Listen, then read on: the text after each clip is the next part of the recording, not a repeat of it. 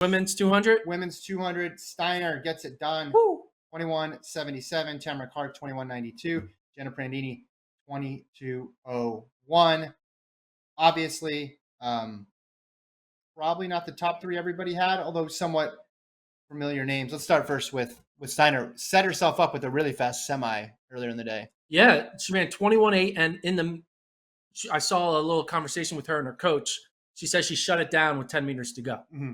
So we knew that she still had another gear to go towards in that final. She got there not that much faster, still 21.77. It is a quick turnaround, though. Back-to-back 200s is hard to do.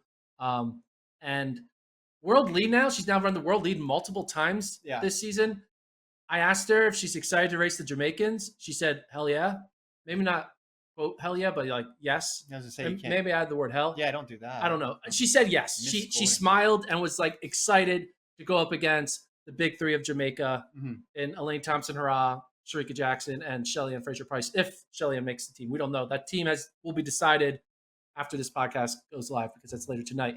But what do you think, Steiner? Now she's passed every test, right? Yeah. The only test she didn't pass was SECs, but looking back on it, you were like, clearly that was the outlier. Mm-hmm. And now that she's going to go into Worlds as potentially the world leader with multiple sub-22s on her belt, under her belt, on her belt, under the belt. Under your belt. Under your belt. Yeah. What do you think? Is she the favorite? No. Is she silver medal favorite? I don't have each medal. I don't have. She's got to be a favorite in one of the medals. Yeah, I think she's I don't know. I mean, Jackson, Thompson-Herah, and Fraser-Price make a pretty mean team for Jamaica. But 21.7 is not. Say it again. Jackson, Fraser-Price, and Thompson-Herah make a really. If they're all running to their capability and they all decide to run the event, which is a big if, I think her chance of getting a medal, are 50-50 at this point. Okay. Just because that 200 always does have some mystery attached to it. But she's had a long season. It's true. Don't take for granted what she's already done and how much racing she's done. Obviously, this is a great race for her. Tamara Clark making the team. Yeah, credit to her. 21.92. Just was fifth, I believe, in the 100, and then missed the team last year. She gets it done here. She's a training partner with Gabby Thomas. Gabby Thomas hurt grade 2 hamstring issue, and she gave it her best. She made it all the way into the final, which is remarkable when you consider how little she was training and sprinting. And I give her a ton of credit, by the way, for stopping and talking to us afterwards.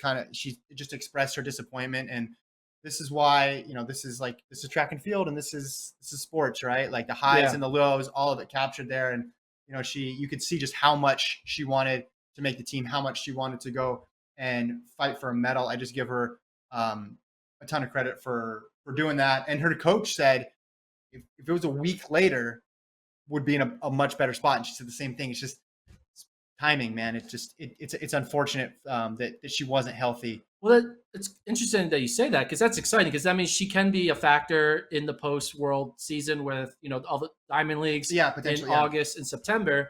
And that's what we want. We want Gabby to be full mode, right? Mm-hmm. To then force Abby to also be going to full mode and then throw in, whoever else can be on that day, like Jenna Prandini. I mean, if Sha'Carri ever figures out the 200, throw her in the mix. Yeah. The women's 200, Brittany Brown, who didn't have that great of a USAs, can become great, and there's a lot of diamond leagues post world champs this year because world champs is so easy. So early, excuse me. Prandini, man, had a great run. Like for a while, I'm like, is she gonna get this win? 22.01 for her. Steiner was too tough over that last 50, but Prandini was flying off that curve. It was an exciting race. Prandini making the team was cool.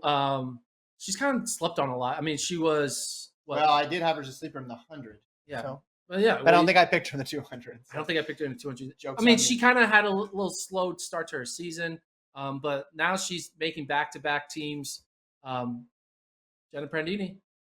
I mean, I don't think she's going to medal, but hey, we'll see what happens with the Jamaican squad. There's been people who you never thought would medal coming out of USA's going into the 200 or coming out of the Olympic trials going to the 200. And question: Would they put Abby Steiner on the 4x1? Probably not. I asked Abby Steiner if she wants to run the 4x4, and she said yes. 4x4 or 4x1? 4x4. Oh. Why'd you ask about the 4x1? Because I wanted to cue up that question first, and then I mean, listen, she'd be great in both. And can you get to stick around in the 4x1? Yeah, that should be the only qualification. That's like you're fast enough. If you made it to the U.S. Championships, you're fast. Can you get to stick around? It's even if you look at the beginning of Allison Felix's career, she didn't get put on relays early on. It takes a little bit of time. Yeah. So they don't. That's first. Yeah, unless you're running, a thing mo or like running the world lead. So 200. Well, it's not the two. If it was a 4x2, she's on 4x2. Okay, she's on the 4x2 when they have that event.